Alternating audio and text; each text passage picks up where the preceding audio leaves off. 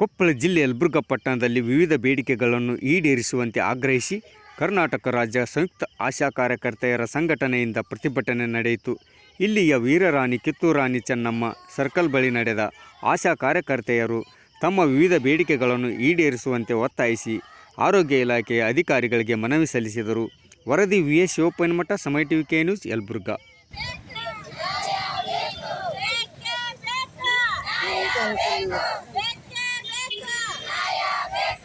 ಎಲ್ಲಿವರೆಗೆ ಹೋರಾಟ